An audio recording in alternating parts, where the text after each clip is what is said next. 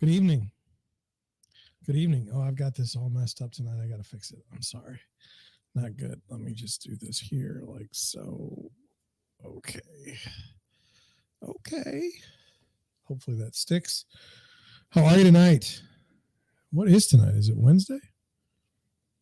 It is Wednesday. Wednesday, September 28th, 2022. Who am I? I'm John Schenk. I am the founder and managing broker of Deerwood Realty in St. Louis, Missouri. We're a small residential firm, very, very small and gotten smaller. We had 2 agents and now we have me. We concentrate mainly on helping buyers buy homes and sellers sell theirs. It's been a wild trip the last couple of days because mortgage rates have been flying around, causing all kinds of uncertainty in the housing market. But then again, if you look at the stock market, not doing very well either.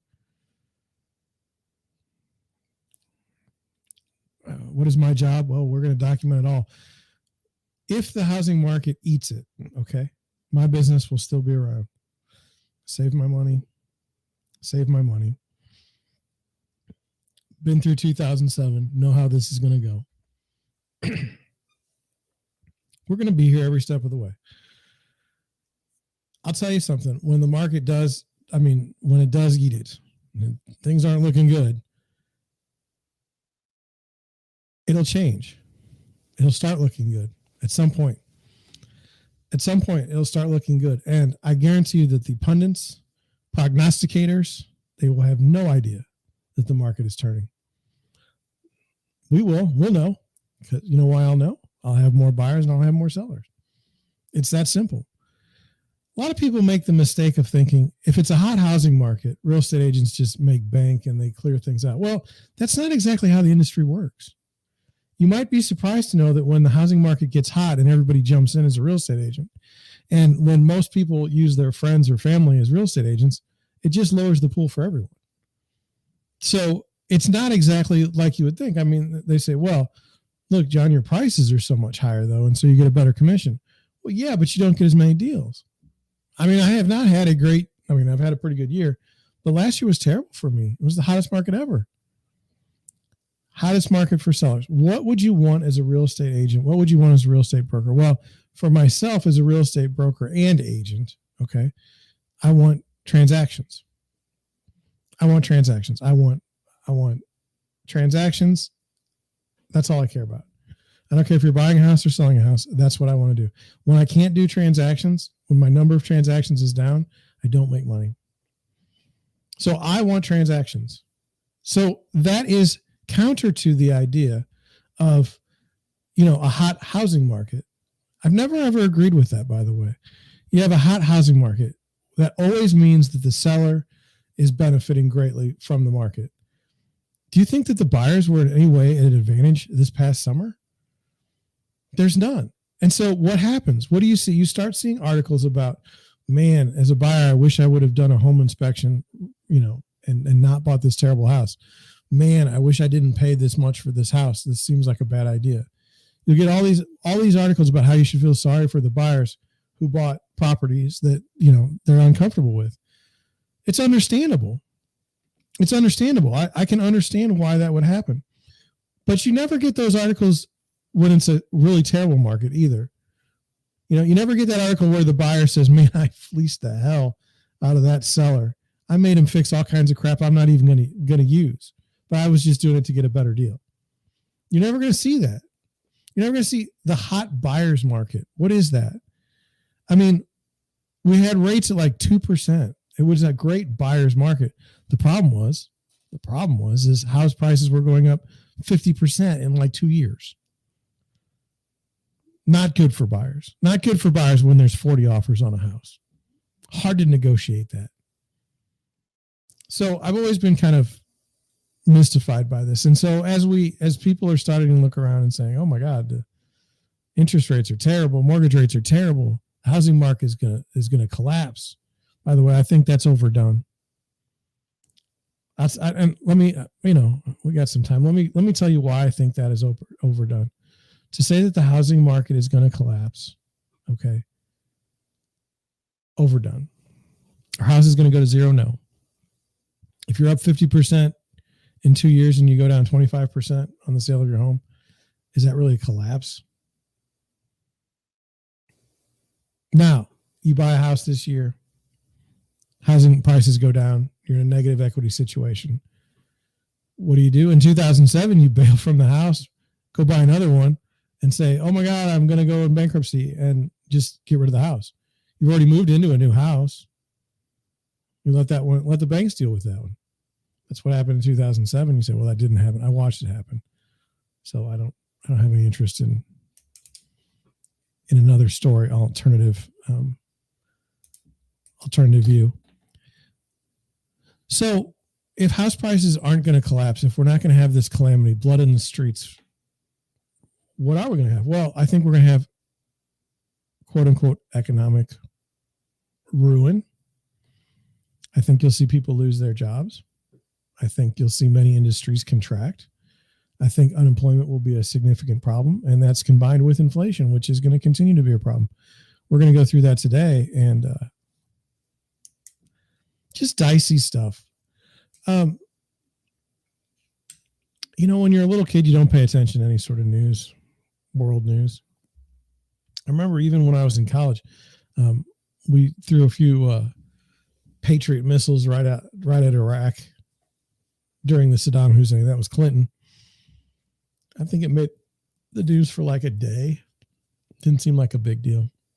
Didn't seem like we were going back to Iraq either, but that ended up happening. But you don't pay attention to those kinds of things. And similarly, like if you're in college right now and you're 18 years old and this is your freshman year, you've never seen a terrible job market. Your parents have likely always had jobs. We haven't been below 5% unemployment in years. But just wait until you get in there and it's 11 and 12% unemployment. Good luck. So, to me, we have very, very, very, very scary things going on. I don't know if they're the truth. Okay. I don't know if what I read is true. I don't know. Like, for instance, we have the Nord Stream pipelines, or we had them. They're gone. They're destroyed. There had been talk that Germany wasn't even going to be able to afford power for their people during the winter. That's not good. There's been stories about pubs in Great Britain. There's no possible way they're going to be able to continue operations due to high energy costs. There's been discussions about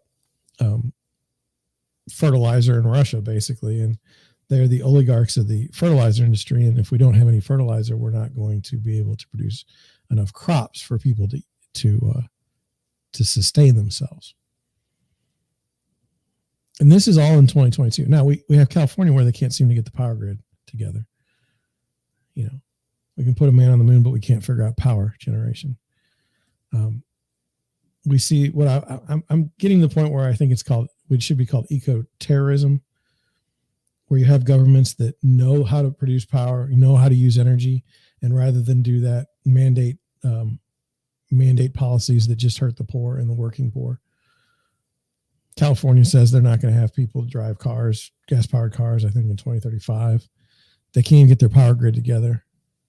That's eco-terrorism by the United States government, or by the California government. Eco-terrorism.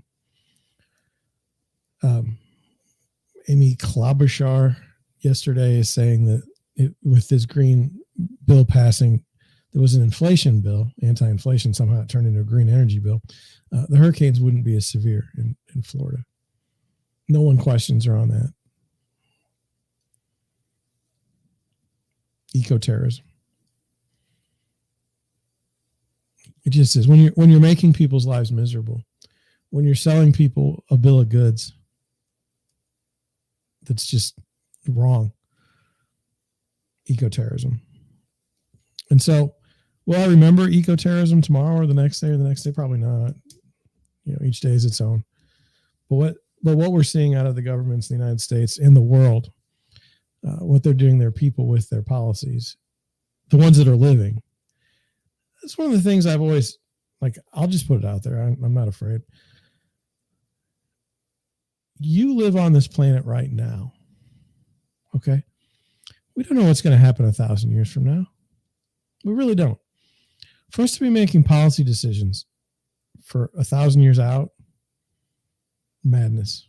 Especially, I mean, we only get one life. And God, I'm 45 years old and I'm watching, I'm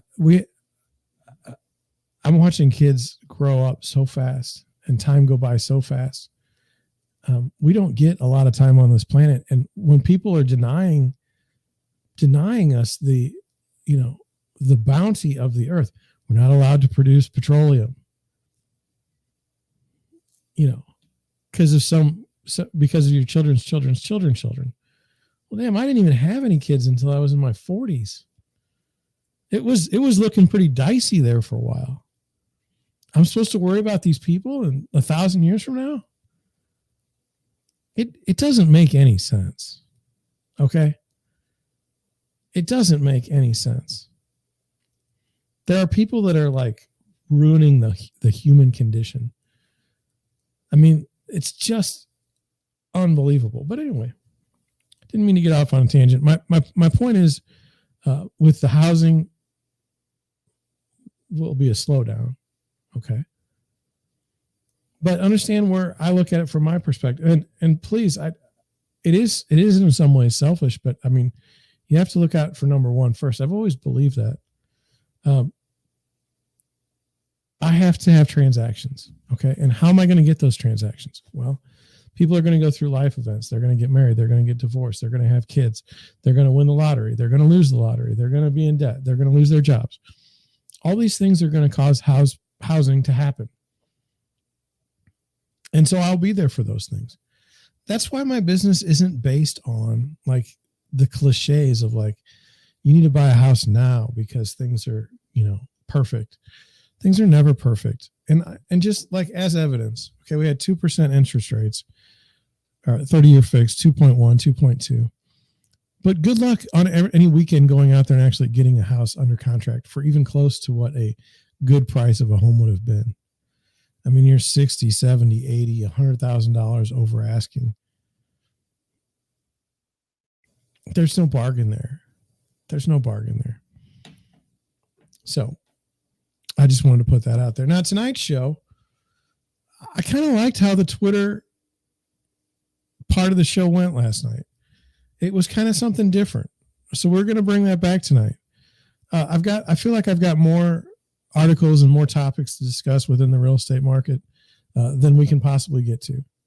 And I think that's a good thing. And I actually was going to do the live stream starting at 9, cut it to 8:30 because quite frankly, I'm getting tired.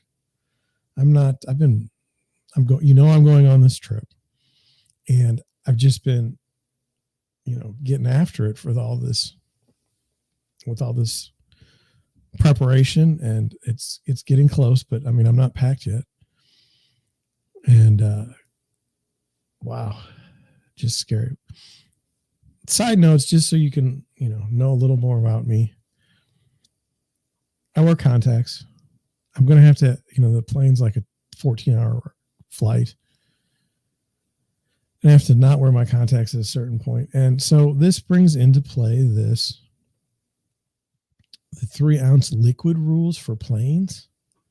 You can't have more than 3 ounces of a liquid because some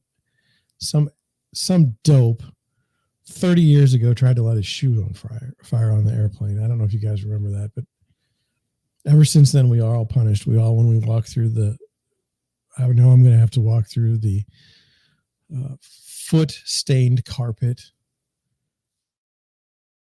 people's sweaty feet. I'm going to have to walk through that to take my shoes off at the airport. It's disgusting. It's disgusting. Where's the science that says that that's good? Anyway, do you think that they make contact solution in 3 ounces or less? I went to Walmart. It didn't look real good. And I shop at Walmart, but nothing there. Go to Walgreens today. One manufacturer produces contact solution, 2 ounces, $5.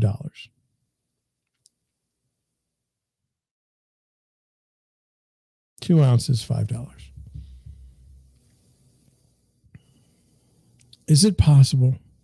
I don't want to be conspiracy theory on you, but is it possible that the whole 3-ounce liquid things is kind of like helpful to companies like Procter and Gamble, Johnson and Johnson, your major manufacturers of soaps and liquids, consumer goods? You know the margins on 2 ounces of a liquid that are all of a sudden $6?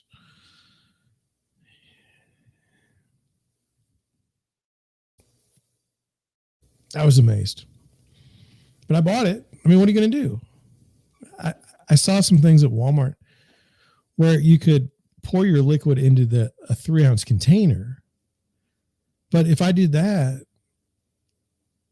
then I'm paying for the container and the contact solution. I'm not ahead.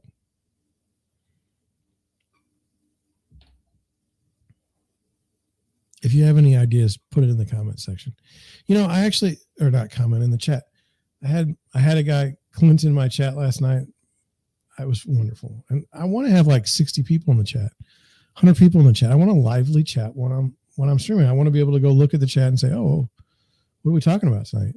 And really, really have a good time. Have it be I'd say an immersive experience, but I don't really like the word immersive or experience together. Just anyway. Talk about my business for a moment. Oh, there we go. Clint's in the house. It's nice to see you, Clint. Thank you for coming on board. I had a deal today, and I wanted to try and put it out there so that it would make sense, because it doesn't. I have a condo I'm representing a buyer for a condo. Okay. And it's an odd deal because you have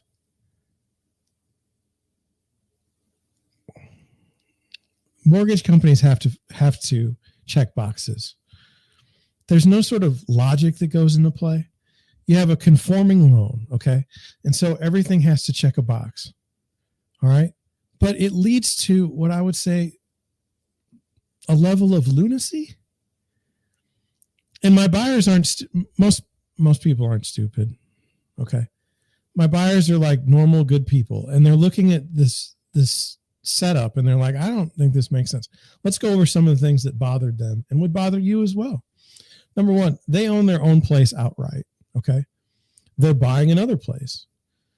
The mortgage company is asking them, well, what do you plan on doing with your current place? And my buyers are like, what is that any of your business? What is that any of your business? Okay? It's paid for. I thought that was reasonable. What is it any of their business? Talked to the lender. I said, what is it any of their business? Well, the lender wants to know if they're going to sell that place, then they're more likely to make payments on this one. It's just stupid. So my buyer calls me and says, this is stupid. I say, I know. Not only that, we've got a letter drafted that says we'll do whatever the hell we want with the condo. It is not a second home. It will be their primary residence when they move. Now, I do understand that there's different pricing for a second, and I'm totally fine with that. I totally understand logic. But to ask someone what they plan on doing with a home that they own outright when they're already perfectly qualified for a mortgage is stupid. I'm just putting it out there. Now, we have another stupid. It's a condo. I don't know where you are, but in St. Louis and where we do business, the address to the condo, okay, the U.S. postal mailing address is what you use on your offer, okay? Now, if this is a townhouse, it's not a unit. It's not a unit in a 4-family or, a multifamily unit. It's a townhouse, a walk-up garden townhouse. It has an address. I used the address on the offer. It was accepted. Today, I get a notice from the mortgage company that says the tax records indicate it's a unit, and therefore you have to amend the contract to put the unit there. But there's no known unit number, okay? No one could ever find this place by a unit number. They could look in the tax records and it's not there. So I called the listing agent. I said, hey, I got to put together an amendment. She said, oh, yeah, why? I said, we're going to make it a unit. She said, it's not a unit. It's a townhouse. You walk up. I said, I know. She goes, that's stupid. I said, I know. I called the buyers. I said, hey, we got to do an amendment. You're actually buying a unit. I said, no, we're not. We're buying a townhouse.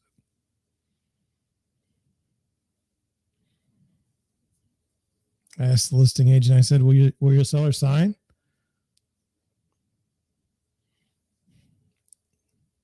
Yes, that's true. Unfortunately, they really, really want a condo, or that would have worked. And now with the rates have moved again, not good. But you're sitting there and you're like, we just have to check the boxes. It doesn't even matter if it doesn't make sense. They're going to get the loan. They're going to do whatever they want to with their condo.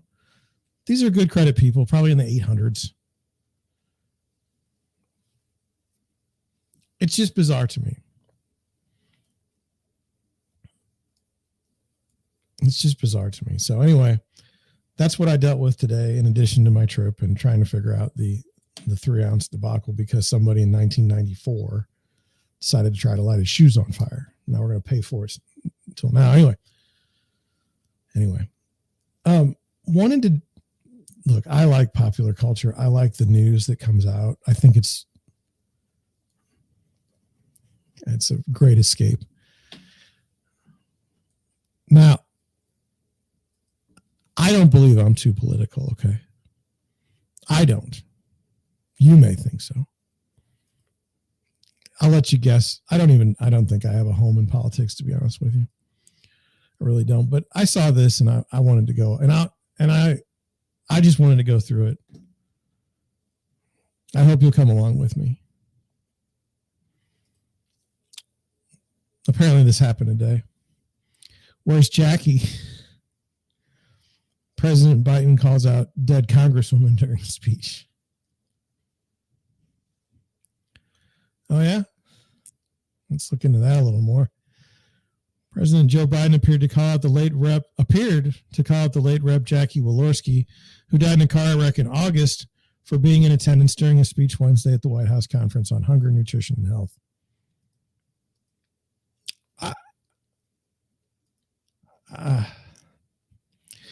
Biden thanked all of you here, singling out Walorski and other lawmakers for their work on hunger as he spoke about the administration's efforts to end hunger in the U.S. by 2030. Good luck with that, by the way. Good luck. And by the way, let's work on the homeless population as well. Jackie, are you here? Where's Jackie? I don't think she was going to be here, Biden said. Walorski and 2 of her congressional staff members died in August during a head-on collision in northern Indiana. She was 58. So, look, let's say that he's the president of the free world, okay? I suspect he knows more than 100 people, all right? I'd give him a pass. I mean, unfortunate, yes, okay? But it's not like it's the Queen, like where he was actually at the funeral. Walorski, first elected to Congress in 2012, served as the co-chair of the House Hunger Caucus. The fact that we have a House Hunger, whatever. Politico reported that a video tribute was to honor Walorski at the conference. Well, that's not good. Biden, known for making slip-ups in public remarks, turns 80 years old in November and has faced regular attacks from Republicans, only Republicans, over his mental fitness. Biden has said he intends to run for re-election in 2024, but has not formally announced plans. Why not? He won.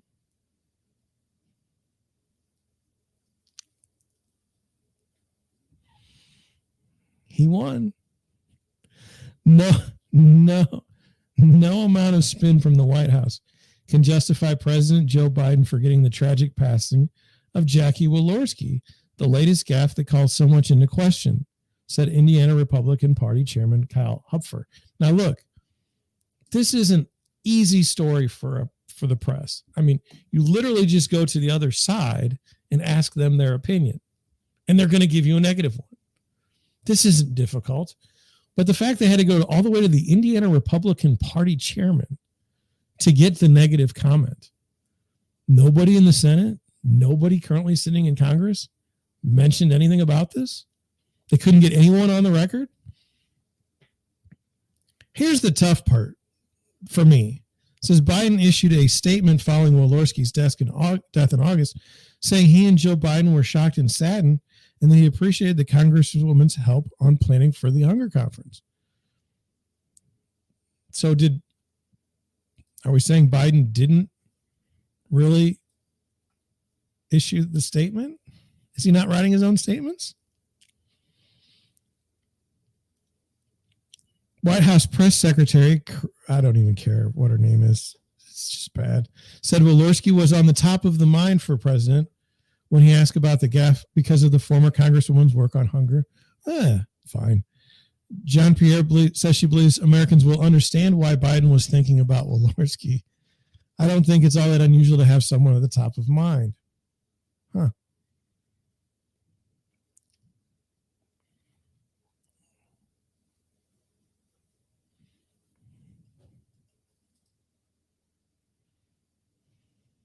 Yeah. Thank you. But I think this speaks, Clint, thank you. This speaks to me. There's these gotcha moments in politics.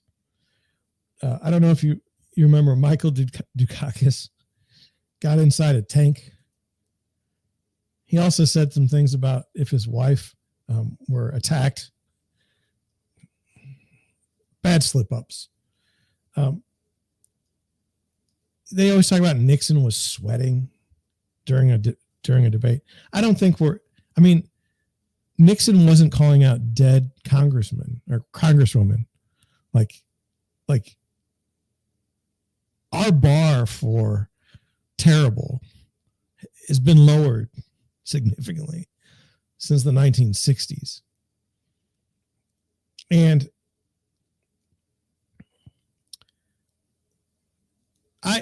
I almost like politicians are not human. Okay. They don't have like empathy. They look at the world through a power spectrum. I have to believe I once went to a funeral for my aunt, and the minister of ceremonies, let's call her master of ceremonies, because anyway, used the wrong name for my aunt the entire time. Okay. And afterwards, no anger or anything or animosity, just like, hey, this was her name. Like, hey, this was her name, Aunt Helen, right? Not difficult. But, she said, oh my God, I'm so sorry. My own mother has been sick and I used the wrong name. I'm sorry.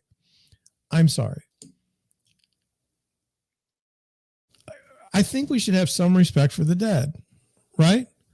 I don't know why. And so in this case, to me, the right move would have been, wow, I'm sorry, I screwed up. I forgot she died. But I don't think that would have been the right political move. I just think that would be the right human move. I mean, does anybody believe that our leaders are infallible? I mean, good Lord, look at this craziness. So, I guess where I'm at is when you're confronted with a situation where you don't, like, we always talk about, if you say something wrong, you should apologize. This wasn't like misspeaking. Okay. It was bad. Look, let's be honest. Like the guy's out there speaking in front of, who knows, 100 people, maybe 10 more people watching on television. He couldn't have gotten nervous. Maybe he's taking meds and forgot this morning. I mean, anything could have happened. To say that this is the moment, this is the time where Biden went off the rails. Like this was the moment. I'm not in. I'm not in on it. I'm not. I think the guy made a mistake. It's just not that big a deal to me. It would be nice if he apologized. I mean, he's got this. I mean, I don't know who this woman's family is. I don't know if she's got any left. I don't know that she was a nice person, and I don't think it matters. Just, I'm sorry she's passed. I misspoke, and you move on down the road. That seems to me the right thing to do. But what do I know? I'm a real estate agent in South St. Louis, Missouri. Call me if you want to buy or sell a home. Let's move on.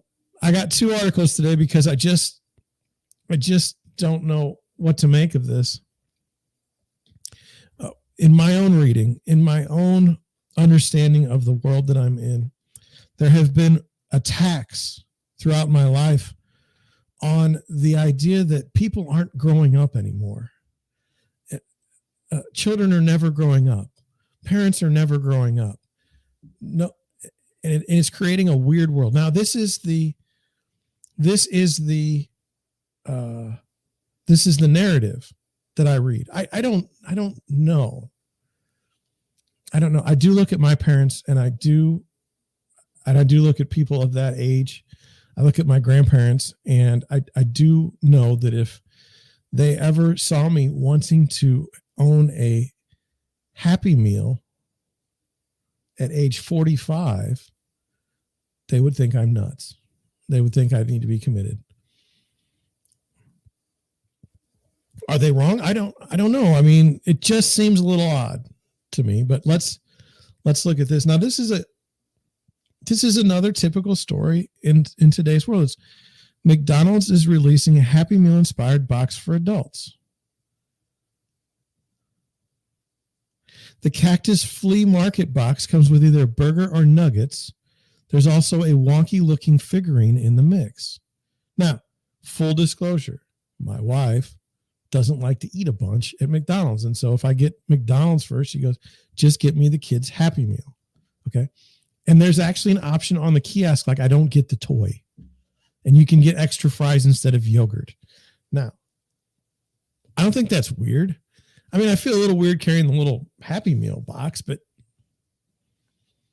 it's not like for me, like, oh, joy, now we've got a Happy Meal for adults. And I mean, in some sense, you say, well, let the people have their Happy Meal. Well, I'm not saying don't. I'm just saying it's odd. Like for me, maybe it's just the way I was raised, but at some point it's time to ditch the Happy Meal. Like this is like, to me, remakes of movies that should never be remade. Like, name any movie you want to that's been remade. Is it any better than the original one?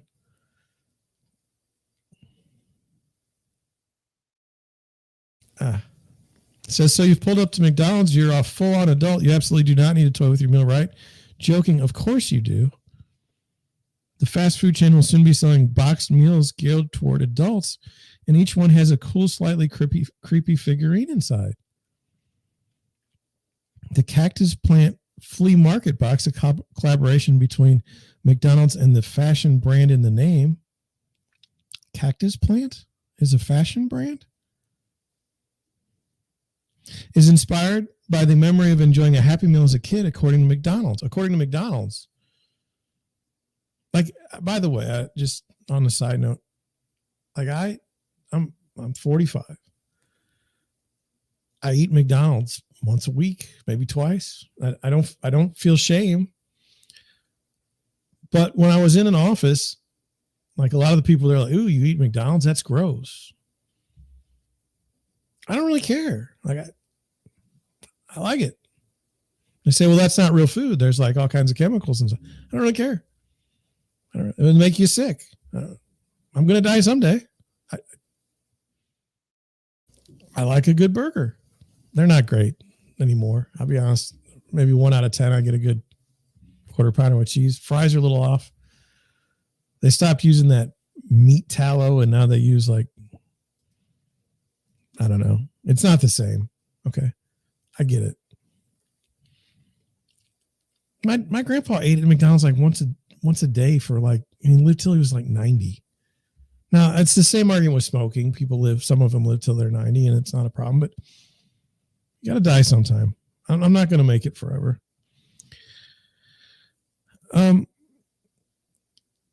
It says the Cactus Plant Flea Market box's pricing is set by each individual restaurant and may vary. It'll be available in the drive-thru, in-restaurant, by delivery, or on the McDonald's app while supplies last. You can choose between a Big Mac or 10-piece chicken nuggets. It's also going to come with fries and a drink. Now, about those toys, the boxes will pack in 1 of 4 collectible figurines. 3 of the 4 appear to be artsy takes on the classic McDonald's characters Grimace, Hamburglar, and Birdie the Early Bird, while the 4th is a little yellow guy sporting a McDonald's shirt called Cactus Buddy. In other McD's news, Halloween buckets could be returning to the chain this fall, so leave some room in your stomach for a return trip. Stupid.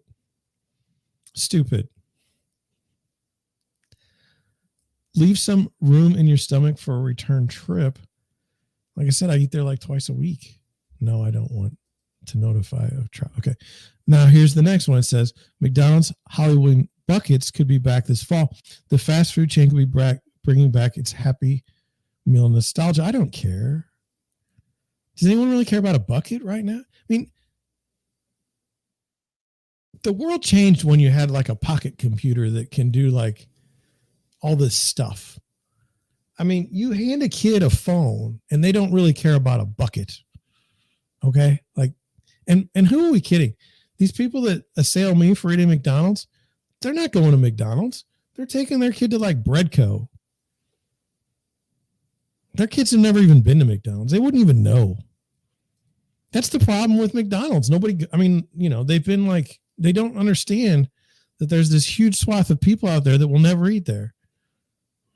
Their loss. Want some nostalgia to go with your fast food? No, I don't. No, I just want my quarter pounder. How about not screwing up my quarter pounder with cheese? How about making a good one? Maybe I go and it's 5 out of 10 or decent. You might find this rumor beautiful. As comicbook.com reports, a site called Nightmare Nostalgia appears to have the inside info about McDonald's bringing back its beloved to whom? Happy Meal buckets.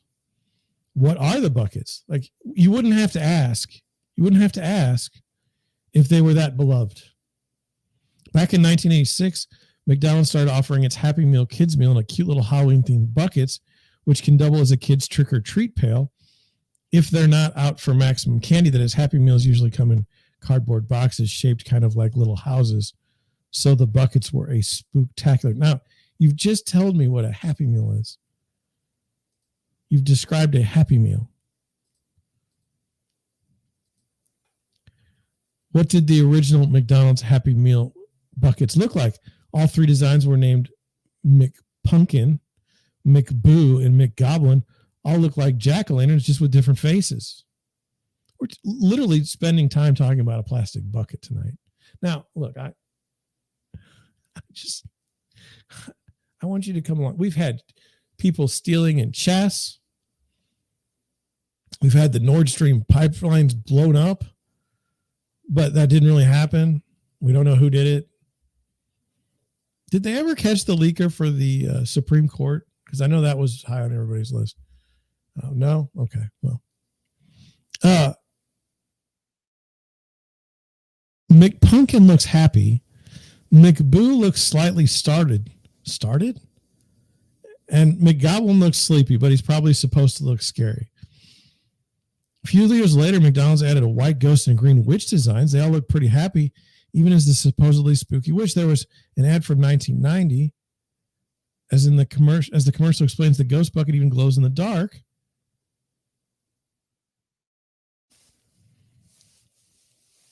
Nightmares Nostalgia has a wonderful timeline of the history if you really want to delve into fast food chains' promotional past. Not knocking you if you do, because I'm one of you. Some of the bigger changes involved a switch to vinyl glow-in-the-dark trick-or-treat bags called McBoo bags. In 1992, the buckets were designed to include cookie cutters that popped off the top. That had to be the high watermark for McDonald's Halloween bucket creativity. Hope someone got a raise that year.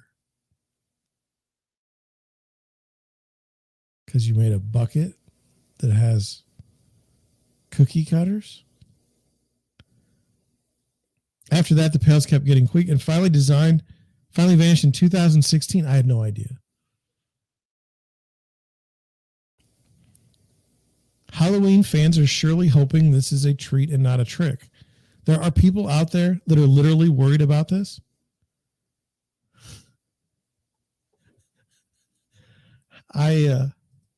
Here. I mean,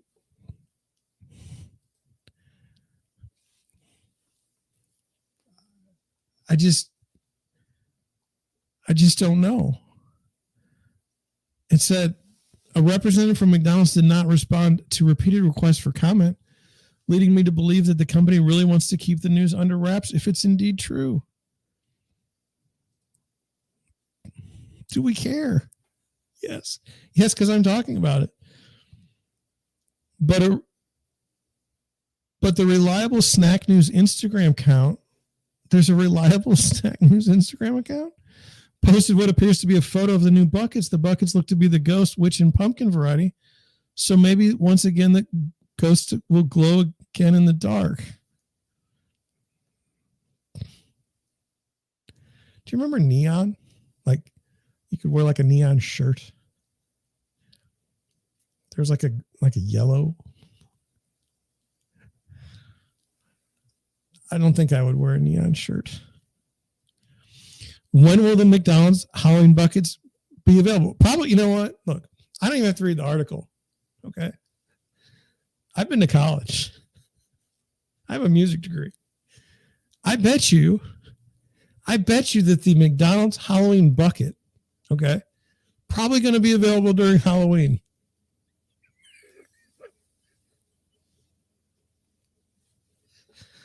Oh, I'm not even going to read it. Why should I? I already know. It says, according to the YouTuber Consumer Time Capsule, there were 6 proposed Halloween buckets that were never released, including this perfect black cat. Whoa, we missed out on some pop culture goodness there. There's also a wonderful McMummy.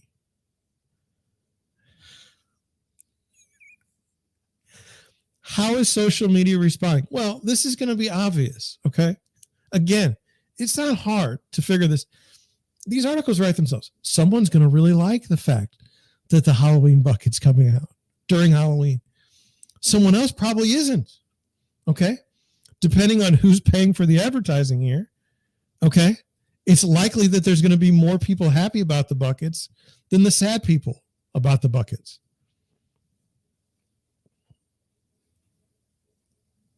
We can say that certain nostalgic types would love to see this happen. There's plenty of yearning for these pails on social media. Look, if your life revolves around yearning for Halloween pails to come back at McDonald's, you've lost your way. You've lost your way. There's just no doubt. Your life needs more meaning. I mean, read a book. Exercise. And I'm really sorry.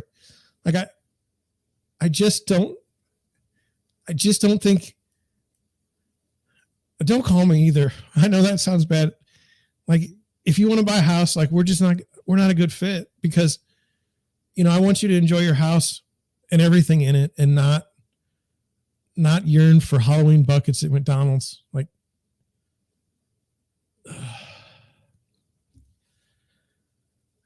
it says, but I need to know if McDonald's is bringing back the Halloween buckets because I need them all, one Twitter user said. Now, Now, is this a bot on Twitter? Is it more than the 5% bots that Twitter says that are on there? Is this a real person? Ooh, I want the green bucket. I remember these when I was a kid, but they were all just orange with different faces. Well, apparently he hasn't read this article because that wasn't true. There were many different kinds. Hashtag grandma. Hashtag kids. McDonald's Halloween bucket peeps. And that's it. That's it. It's as far as I can go with this. So what do we got tonight? I mean, like, we got Joe Biden forgot someone was dead. Understandable. You know, we went back maybe, a month ago and looked at people that were dead, and it was like, that Bernie Mac guy, he's been dead again for like 14 years, I think. Or there's the other guy that's kind of like him. And, you know, we found out that happened. But on top of that today, McDonald's didn't announce, but somehow it was leaked that we're going to get Happy Meals for adults and Halloween buckets during Halloween. Wow. Let's get into the Twitter today. I got my little real estate news thing. This was from Lance Lambert. Thought this was helpful.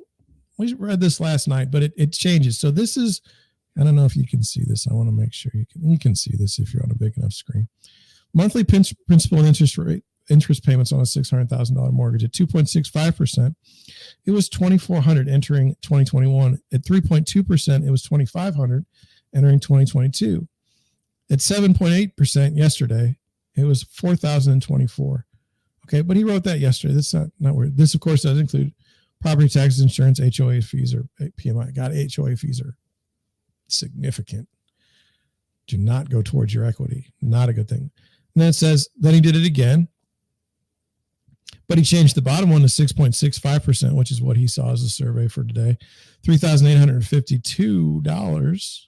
$62,000. That's how much a borrower taking out a $600,000 mortgage would have saved if they locked today versus yesterday. That's over a 30-year, over 30 years.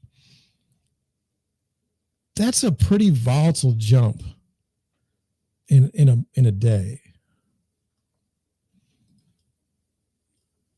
This is Lance Lambert again.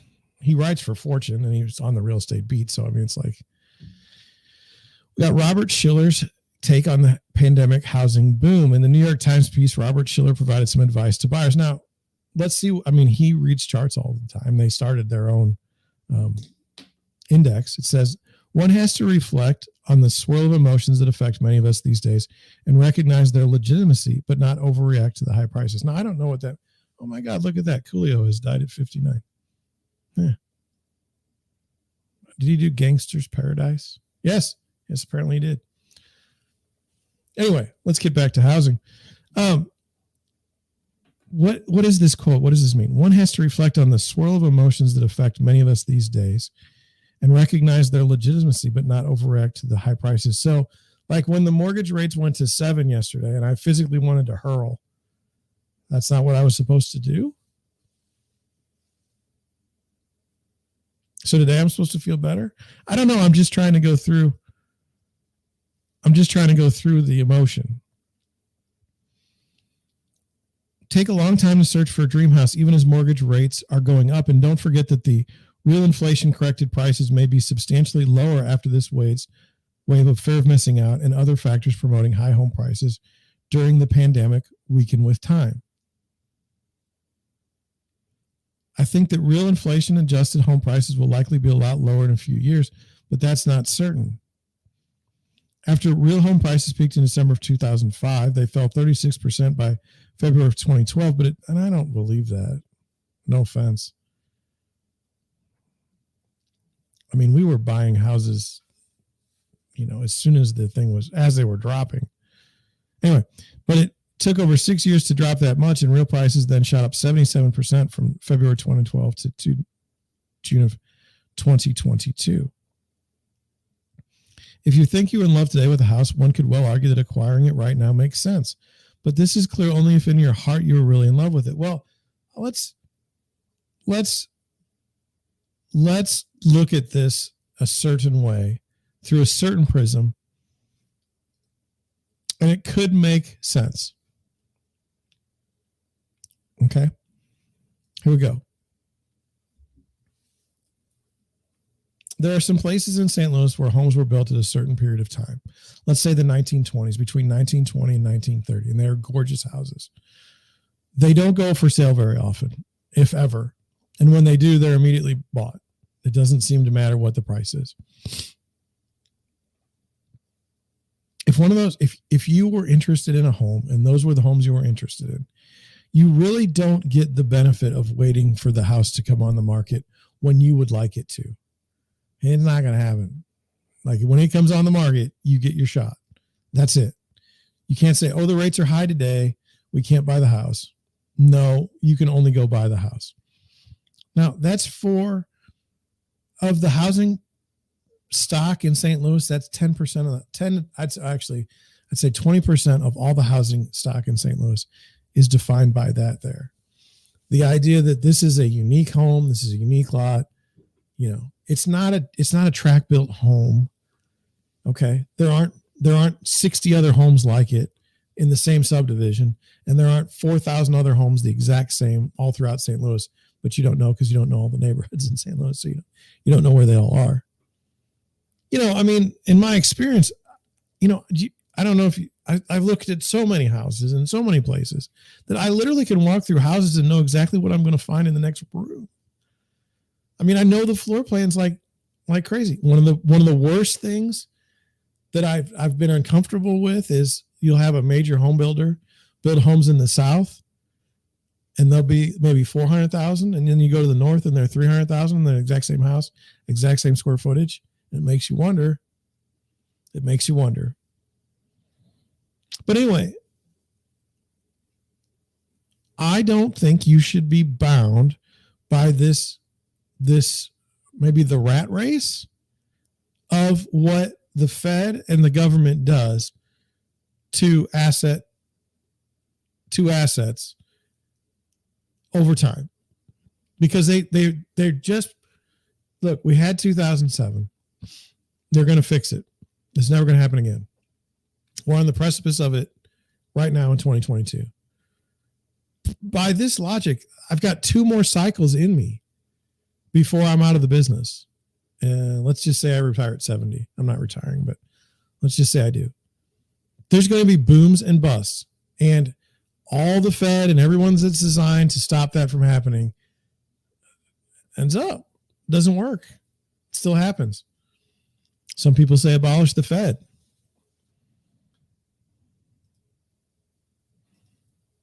What does the Fed even do? Moving on, unusual whales. Mortgage refinancing has dropped to a 22-year low. Now let's just spend a moment on that. How is it in the United States that the business model for a mortgage company is such that they must have refinancing or they will go out of business?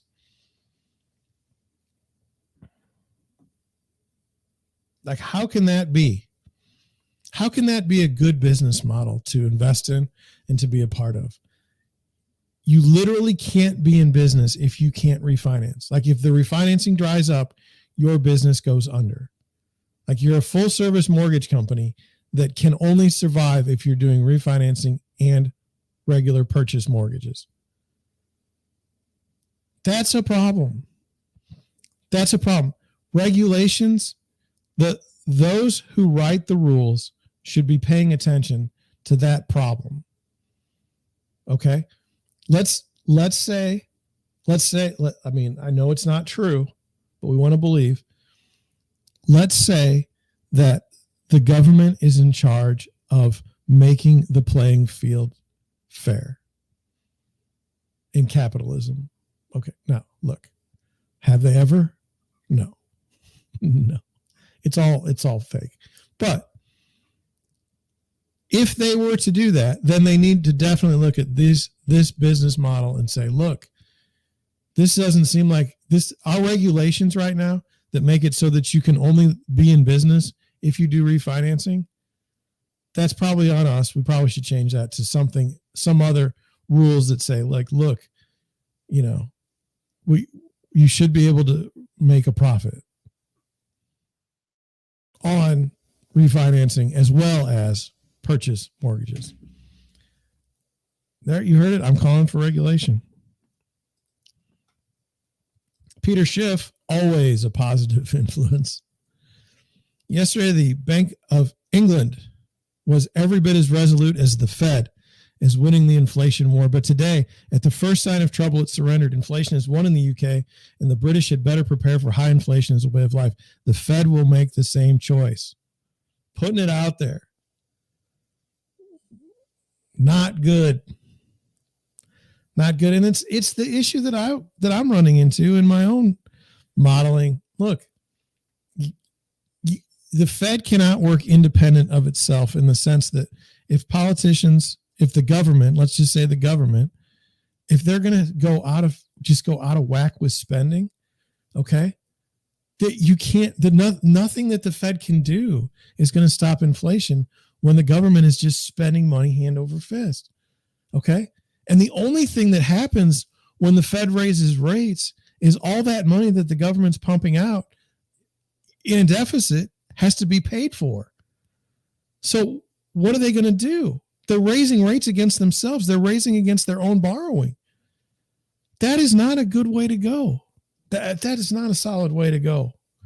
That's going to cause problems. And Schiff has argued that you're not fixing inflation without destroying the economy because you've got employment. You've got, this is not going to work. You say you're going to go after inflation, but what happens when businesses start shutting down? They probably should have shut it down years ago, but let's pretend it's a problem.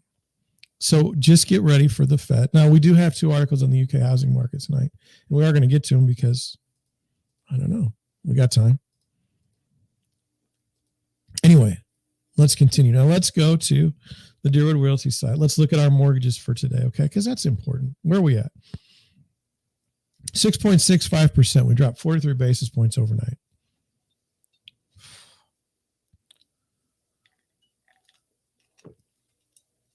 Texted my lender the other day.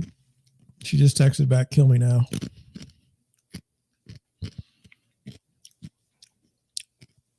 That wasn't a very positive text. Okay. Now, I have a show. You're watching it. All 4 of you. I appreciate it. Believe me, more than you know. We don't have to just get stuck on housing in St. Louis. In fact, to have a show solely on housing in St. Louis would be a waste. There's a whole world out there. And what I've learned over time is, look, we're not as different as you may think. We're in the United States. Everything's great. We're in the greatest country ever and all this stuff. Yeah. I got it. But there's other countries out there and they do things differently. And sometimes I'm not saying we have to learn from other countries. I'm not saying we have to mimic other countries. I'm not saying we have to use the laws from other countries as justification for changing our own laws. I'm just saying there's another world out there. And if we can open up our minds to logic somewhere else, it can only benefit us. And so we're going to look at the UK market and how housing is perhaps the driver of what happened today in Europe. Big, lofty. The UK is facing a property crisis as the popularity of 2 to 5 year fixed mortgages means millions may soon not be able to afford their monthly payments. It says the biggest casualty to come out of British Chancellor's quasi-coordinating's much criticized mini budget announcement might be the UK's housing market. Now, I need to get the date on this one. This was written today. Okay. As the Bank of England threatens to hike interest rates and bond yields rise sharply in reaction to Coordinating's plans for massive tax cuts and government borrowing, homeowners and homebuyers in the UK have been thrown into a state of panic both over the future costs of their mortgages, which are tied to interest rates, and over news that lenders are pulling out of deals and withdrawing products from the market. That's not good. If you see that in the United States, not good.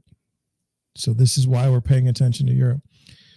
The turmoil in Britain bears a superficial resemblance to the quick slowdown in the U.S. housing market, where prices are dropping in 77% of metro areas. But while the prospect of finding an affordable mortgage looks similarly bleak in the United States, where mortgage rates are nearing 7%, the UK is facing a greater present threat, as millions will need to remortgage their properties in the next 2 years. That's because 2 to 5 year fixed term mortgages, which revert to a variable market rate after their fixed period ends, are extremely popular in the UK today. More than 2 million British households are facing a sharp increase in their mortgage costs in the not too distant future, dramatically increasing the chances of a property price crash, as many homeowners may be unable to afford what will likely be much higher rates. Now, this is basically the 2 and 5 year arm in the United States. This is what happened in 2007 in some ways. Estimated number of mortgages reaching the end of the fixed rate period by the initial fixed rate. Lots of caveats, but suggest around 300,000 per quarter at the moment, peaking at around 375,000 in Q2 next year. David Hollingsworth, director at the mortgage broker L&C, told Fortune that while most short-term fixed mortgage borrowers may be protected from these increases in the near term, they will be looking at much higher rate environment when their fixed period comes to an end. People will be eyeing the end of their deal anxiously. So that's not good. I may be an old fogey, okay? But as far as finance, okay, 30-year fixed, great instrument, great financial instrument. Don't get too smart. Don't get too funny with the numbers. If you can't afford if you can't afford a 30-year fixed, okay, maybe you should hold off on getting a mortgage. I know. Now, you'll see gurus all over the internet, all over YouTube. Hey, you can buy a house with no money down, all this. Yeah, you can. However, 30-year fixed, they're giving you a 30-year fixed mortgage. Anyway, as the market whipsaws from 1 minute to the next, many lenders have been unable to keep up with the fluctuating prices and have paused their lending. HSBC and Santander are among the top UK lenders suspending new deals on mortgages as they attempt to reprice them, while other banks like Nationwide and Halifax have increased rates or withdrawn products. This is the first time we've seen a major withdrawal of products and repricing in the mainstream market since the global financial crisis. So what happened here when rates started going down really, really fast, banks said this: we'll refinance you, but it may take like a month or two.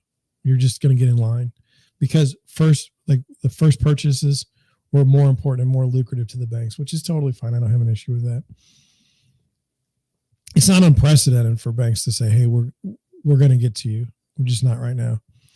Once the lending does resume, the 2 million borrowers looking to remortgage their houses between now and the end of 2024, according to the Bank of England, will face a much higher rate environment if mortgage rates rise to 6%, as implied by the market's current expectations for bank rate. The average household refinancing a 2-year fixed rate mortgage in the first half of 2023 will see monthly repayments jump to about £1,500 from about £863.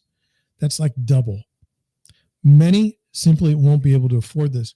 Combine this mortgage cliff with the worst cost of living crisis in the UK has seen in decades, as well as the looming threat of recession, and the housing market crash is becoming a very real possibility. For the last few months, we've known this is a possibility, but it's looked like the worst case scenario. Now we're heading for that scenario. I'm still not 100% certain the market will crash, but it's the main assumption now. And here's the problem when we talk about like a housing market crash. It's probably not going to happen all at once. It's not going to be like, we're not going to wake up one and we go, oh, the housing market has crashed. It's like a slow decline, and it's painful. It's vicious. It's vicious. So how far will house prices fall? Well, housing prices have steadily risen in the past decade from an average of £168,000 in 2012 to $3,500 a day, helped by historically low interest rates and small down payment requirements. Now here they're saying the price went up as a positive of low interest rates, which to me is not great. You shouldn't be happy that house prices go up because that's inflation. And inflation is very, very evil, very bad. But as those days come to an abrupt end, the mortgage rate hike will exacerbate the cost of living crisis and inequality in the UK. I don't know about that.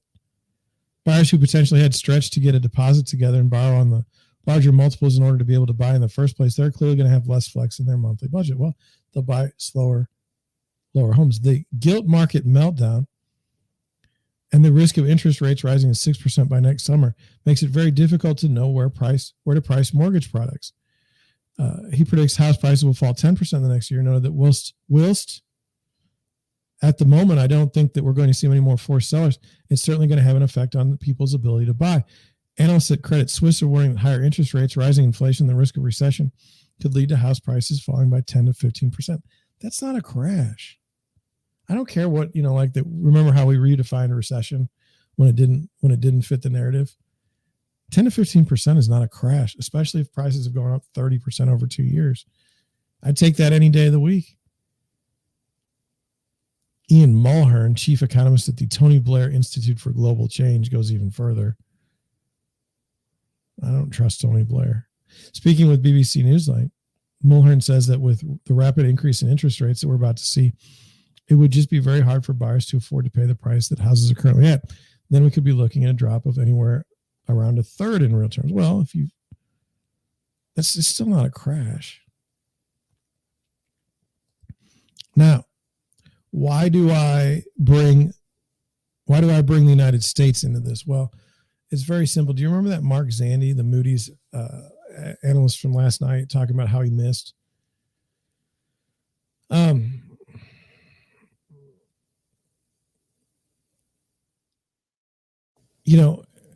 The whole thing he says the reason why he missed is because of the what I would call the credit spread between the rates and the actual mortgage. He says that's going off the rails.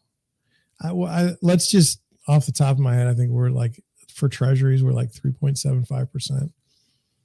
And the space between the treasuries and the mortgage, the space is very, very wide right now, wider than it's ever been, according to him in his research. But I don't look at it like that as much as I look at it as a volatility. To me, like moving 40 basis points in a day is not what I'm used to. It certainly hurts, like, price stability. And isn't that the goal of the Fed, is price stability? I don't know.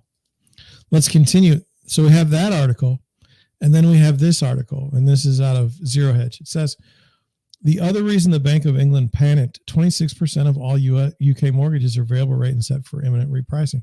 So I mean, they've called it this, we can call this fact now. So we've got two articles on the same day that say mortgages are a reason why the Bank of England set on, I think they're doing quantitative tightening or quantitative easing. Well, I think it'll be in this article. Earlier today, we described the main reason why the BOA panicked, which, with billions in pensions set to suffer catastrophic losses absent an intervention, perhaps merited the latest central bank bailout. There's another reason why the central bank stepped in. It's not just the U.S., where housing affordability is the worst in history. In a note from DB's Jim Reed, the bank's head of thematic strategist, writes that the bank's UK home building equity research team pushed out some fascinating insights into what recent UK issues could do to housing affordability. The note served for Reed's latest chart of the day and shows the ratio of UK mortgage payments to take-home pay. The colored lines and numbers look at where you would go if you move rates up 50% in 50 basis points increments relative to the last published version of the chart, which used an average new mortgage rate of 1.9% in Q2. For reference, Lloyd Banks were offering a 2-year fixed rate last night at 4.95%, assuming a 60 to 75 loan-to-value ratio, which goes up to 5.29% for a 90 to 95% loan-to-value ratio. So one of the things that it would be like, what I would say is a misnomer, is that there isn't like loan-to-value ratios in other countries for mortgages. The 30-year fixed is somewhat unique to the United States, but there are still like a 60% loan-to-value ratio on a mortgage. That would be considered a very solid mortgage if you could come up with that. So at these levels, this would send affordability to the worst levels that had been seen during the GFC, that's the Great Financial Crash, and within a couple of percentage points of the peak of the late 80s, early 90s, when the UK saw a savage house price crash. The report also shows that in aggregate, we're already around those levels for London. Of course, not every mortgage needs to be refinanced today, so these rates have time to change before most refinances. However, unlike the U.S., where there's a 30-year fixed market dominates, the FCA suggests in August that 26% of the total outstanding UK mortgages are variable rate, and thus dependent on where the Bank of England's rate is. It is currently 2.25%, but markets are now pricing in a terminal rate above 6%, which would be a huge shock if it got close to happening over the next 6 to 9 months, as is pricing. 74% of mortgages are fixed, and half of these will need to be refinanced within the next 2 years, with half at a fixed rate beyond 2 years, but rarely beyond 5 years. So 26% of all mortgage payments are at risk of imminent increases, 37% at risk over the next 2 years if rates don't rapidly fall, and 37% can ride out this storm for a few more years. As Reed concludes, while much can change very quickly in politics and markets, if markets are correct, the UK housing market is in for a huge amount of pain ahead unless the BOA were somehow able to monetize all the upcoming debt issuance and send rates back to zero. This is not good. This is not good. You know, I'm often reminded of my time as a property manager, single family homes. And if you screened your client, if you screened the tenants, as long as the tenants had a job and as long as the tenants were making money, your rent payment was on time. There was not one person out there that was like, I'm not going to pay my rent on time.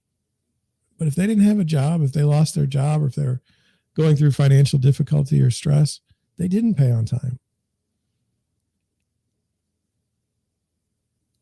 In everything, we're limited by our own budgets. Now, it's kind of strange to say that because, you know, we've seen in the United States in the past at least 30 years, you know, how are we going to pay for this? No one cares how we're going to pay for it.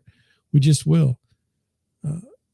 General Motors, the largest automaker in the world, went through a bankruptcy. Still got General Motors. Fiat Chrysler merged. Ford, you know, levered up on their blue oval, and no punishment for failure. When people couldn't afford their homes, the government stepped in and said, you know, we'll do TARP programs and we'll fix this problem. It certainly wasn't it wasn't an economic, you looked at the insurers too big to fail. They let Lehman fail. AIG was a mess.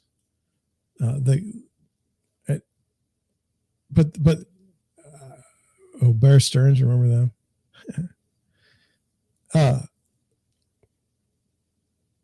I don't know. Not enough people really kind of got the pain that they needed to get to stop this stuff. And this is going to be one of those instances, I think, where as I've learned,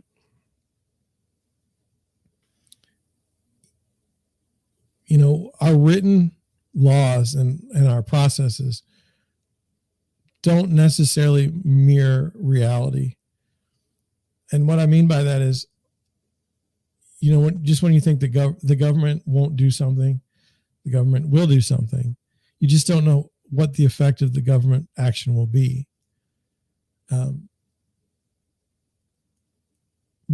will the Fed start the quantitative? Will they start buying their assets and increasing the balance sheet because they're scared to death that they're going to throw us into a recession that they're not going to be able to get us out of? Like Bank of England last night did it. I mean, it's happened. They're saying we'll take inflation over, a meltdown. So we'll just have to see, and maybe that means we have to look at our lives as do we have a roof over our head? Are we healthy? Basic, can we eat? Can we afford food? Can we afford to heat our homes? I mean, maybe it's time to step back and worry about those things for the working class. Okay, the elite, you don't have to worry about those people. They don't believe me. They don't care about you. So don't waste your time with them. I don't know. Just a thought. I think I'll go through one more article because I think it's a joke. I can't believe someone wrote. Now that's Bloomberg. I don't know if they're going to cut me out. Sometimes they like to put stuff behind a paywall, but here it is. Remote work drove over 60% of the home price surge, the Fed study finds. The shift to working from home drove more than half of the increase in house and rent prices during the pandemic and will likely drive up costs and inflation going forward as the shift becomes permanent, according to research from the Federal Reserve Bank of San Francisco. Oh, gosh. Sorry about that. The transition to remote work because of the COVID pandemic has been a key driver of the recent surge in housing prices. Economists, whoever. House prices rose 24% in the 2 years ended November 2021, the authors wrote. More than 60% of that increase is attributable to the rise in work from home during the pandemic, a trend that has persisted with 30% of the work still being done from home as last month. This suggests the fundamentals of housing demand have changed such that the persistence of remote work is likely to affect the future path of real estate prices and inflation.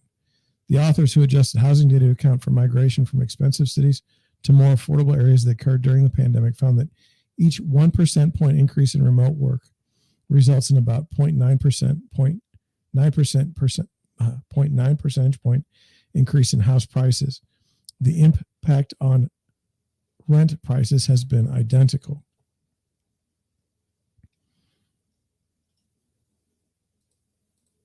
I don't know if this is what I would say true, but let's look at this question.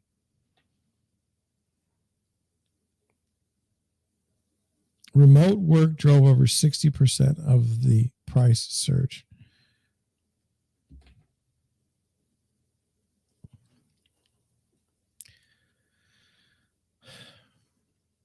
Let's assume that to work, if you want to work, you have to have a box. You have to have a box of space to work. And let's assume that as a perk of working for a business, they give you a box to work in.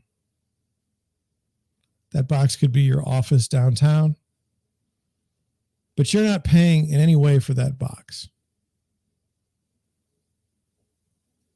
Company's paying for the box. Now, let's say because of a global pandemic, the company says, it seems you don't want to come to our box. Why don't you use yours? Who's paying for the box now? It's not the company. It's you.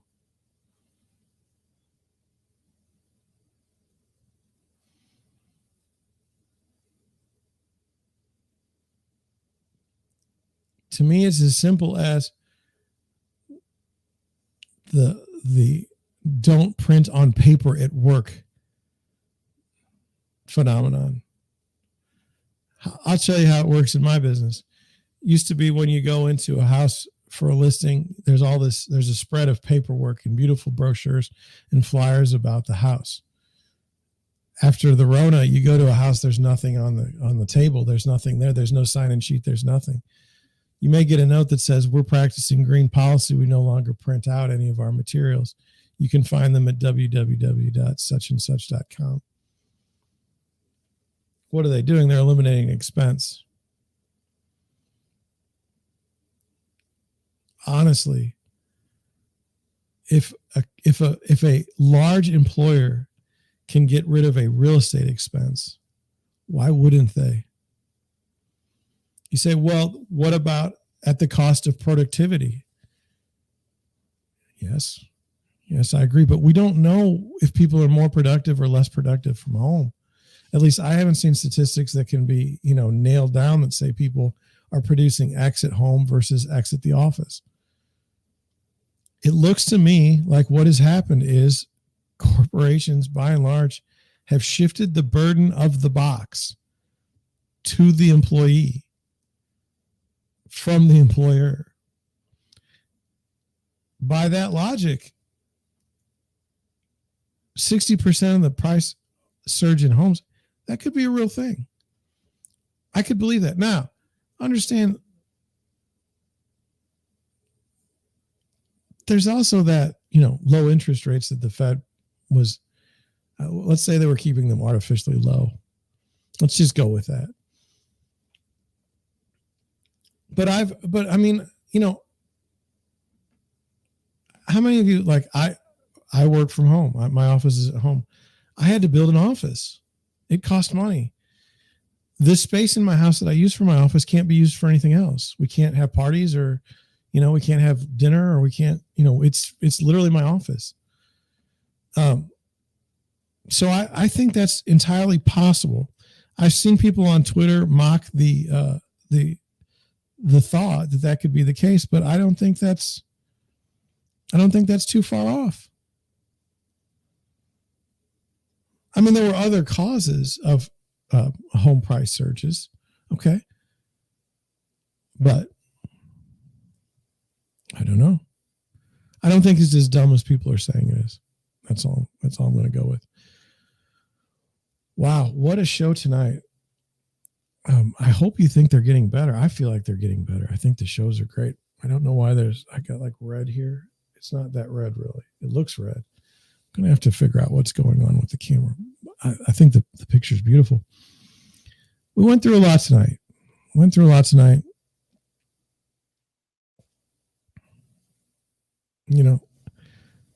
gonna come back tomorrow and we're gonna go over more stuff. Housing doesn't stop. People die. People, babies are born. People get sick. People get divorced. People get married. People have kids. Life-changing events every day. It may not be beneficial for you to buy a house right now, but you may need to buy a house. It may not be beneficial for you to sell a house, but you need to sell your house. If you're going to do that, maybe the best thing you could do is follow someone that pays, that's in the market all the time, practicing the art of selling real estate. You've found me. You're here. Let's grow together. Let's have a great chat. Let's go out there and do well. With that, I'm going to head on out. Thank you for watching. Thank you for listening. I will catch you on the next one.